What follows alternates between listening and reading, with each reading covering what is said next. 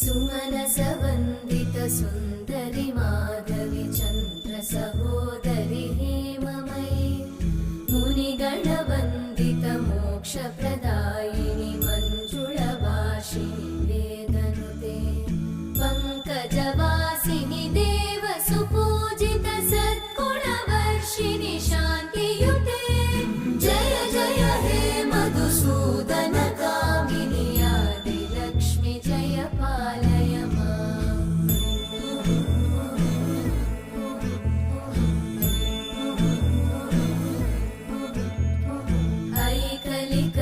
ऐकलिकल्मषनाशिनि कामिनि वैदिकरूपिणि वेदमये क्षीरसमुद्र